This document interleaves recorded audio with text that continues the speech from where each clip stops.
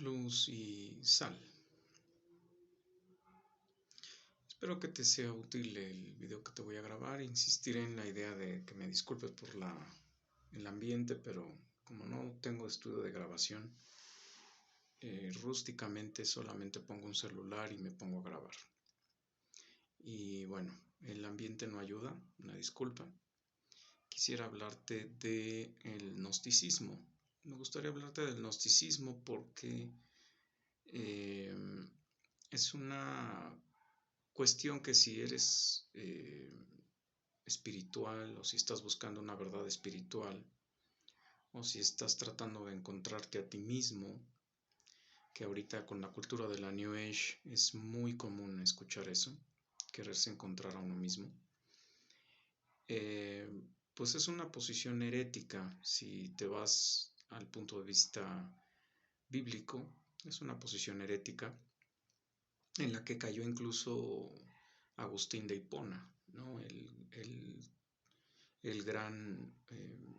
primer gran cristiano que hizo revelaciones interesantes sobre la Biblia que no existían para su época, siglo V después de Cristo. Entonces, básicamente quiero decir 3 o 4 cosas. ¿De dónde viene la visión del gnosticismo? Viene de la gnoseología. ¿Y de dónde viene la gnoseología? De un problema filosófico. Cuando tú hablas de la filosofía, estás hablando de la presentación de los problemas que el ser humano tiene en general. El problema del existir, del ser, del conocimiento, del cosmos, del qué hacer con la existencia. Y entre esas resoluciones o esas disciplinas que intentaron darle respuesta a esos problemas está la gnoseología, que es el intento de explicar el origen del conocimiento. Nous es conocimiento en su origen. Los gnósticos o el gnosticismo entonces deriva de ello, como la interpretación a la respuesta del problema de dónde viene el conocimiento. Y ellos recuperan la idea de Platón y de Sócrates. Para Platón y para Sócrates, que fue maestro de Platón, el conocimiento único y verdadero viene del espíritu. Y el espíritu es algo que tiene el hombre, que se lo envían voy a usar la dialéctica del espíritu que utiliza Hegel. El espíritu simplemente ya existe, simplemente ocupa un cuerpo. Ese cuerpo viene, aprende algunas cosas, regresa al demiurgo o al lugar de origen y llega más aprendido y más entendido del mundo, y ese es su eterno retorno, ¿no? El eterno retorno del espíritu a la carne. Por lo tanto, para Platón y para Sócrates, el espíritu era perfecto, inmutable, pero sí venía a seguir aprendiendo. Y la carne era la jaula, la corrupta, la mutable, la transformable y la imperfecta. Y como cárcel del alma, del espíritu, porque el alma es un concepto cristiano, el cuerpo pues era desechable. Mientras tú salvaras el alma y la perfeccionaras, eras buena persona. De ahí la mayéutica, o sea, el parto espiritual, ¿no? Entonces, el gnosticismo te dice que, porque el gnosticismo, para variar, fue una postura que intentó explicar el cristianismo, como los cristianos de repente parecemos mexicanos, queremos abrazar todo lo nuevo, lo diferente y lo extraño.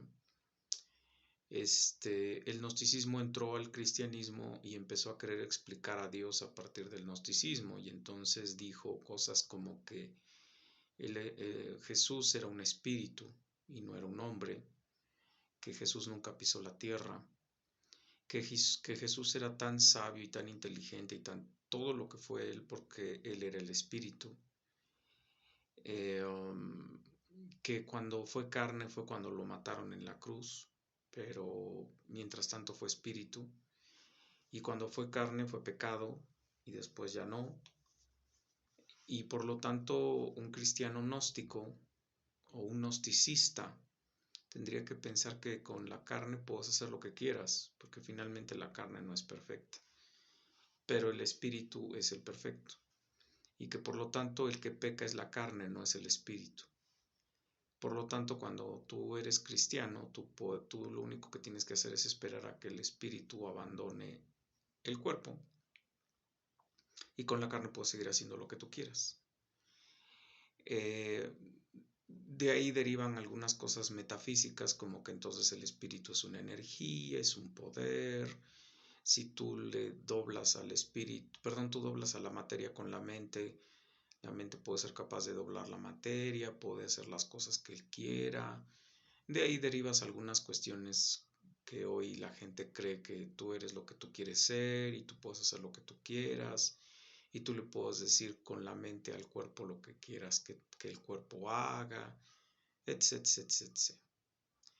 Entonces el peligro del culto gnóstico es que sí hablan de Dios, sí hablan pero hablan como que una especie como de energía, no como una persona, que es lo que sí hacemos los cristianos. Dios Padre es una persona, Dios Hijo es una persona y el Espíritu Santo es una persona, y los tres se encierran en la Trinidad de Dios, es decir, Dios Hombre, Dios Hijo y Dios Espíritu Santo.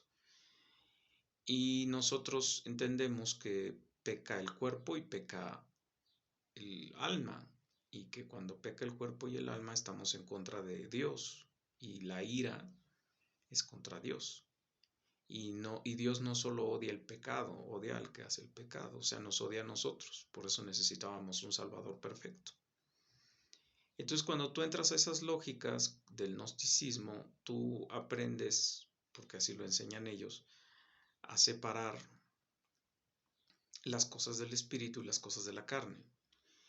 Y nosotros lo único que hacemos con la carne es decirle a Dios, mata lo que quiera la carne, pero no decimos que la carne no hace las cosas y que no necesitamos el cuerpo porque el cuerpo es parte del templo sagrado del Espíritu Santo, cosa que los gnósticos dicen que puede ser despreciable, ¿no?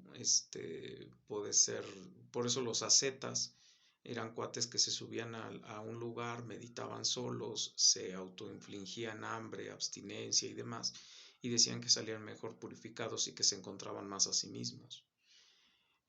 Parte de eso es del culto budista, ¿no? Parte de eso son esas ideas donde no sabes qué está pasando y no sabes cómo, pero se supone que por castigar y mutilar y disciplinar hacia tu cuerpo, se supone que estás alcanzando grados de espiritualidad.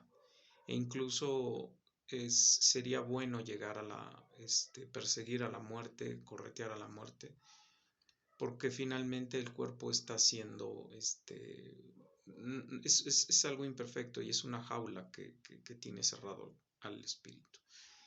Entonces, pues si te importa como no creyente, pues el gnosticismo es el culto al espíritu y a la idea de que el conocimiento, la verdad y la sabiduría vienen del espíritu, que en psicología lo tendríamos que decir que es la mente, y que la mente es la única que produce el conocimiento, e incluso es productora de la realidad. Tiene un poquito el contacto con la fenomenología. La fenomenología dice que que tú tienes que separar a la realidad de lo que la mente dice de la realidad, que la realidad es una y la mente dice que la realidad es otra. Y entonces aquí se empiezan a complicar las cosas, porque entonces la verdad depende de cada mente, la realidad es lo que cada mente quiera decir, es tan respetable mi realidad como la que tú miras, es tan respetable lo que tú crees que es cierto, bueno, válido y verdadero como lo que yo digo. Rompes con la epistemología, porque la epistemología es la búsqueda del conocimiento verdadero y la verdad es aquello que es consistente con la realidad. Cuando en la realidad no podemos ver, observar, medir, contrastar, comprobar y hacer consistente lo que estamos diciendo con la verdad, no es verdad. Algo no es verdad, punto. Entonces, sería una de las cosas que en filosofía, bueno, que te servirían si no eres creyente para defender el punto de sí o no, todo lo que la mente produce es la realidad, porque si es así, entonces cada quien tiene su propia realidad y es tan respetable como que si un día a alguien se le ocurre decir que ya es bueno y válido para él matar, pues él puede ir y matar. Si para ti es bueno y válido hoy sodomizar, pues bueno y válido para ti sodomizar. Si para ti es bueno y válido decir que eres un animal, pues bueno y válido y eres un animal, etcétera, etcétera, etcétera. Como que la magia de la mente, ¿no?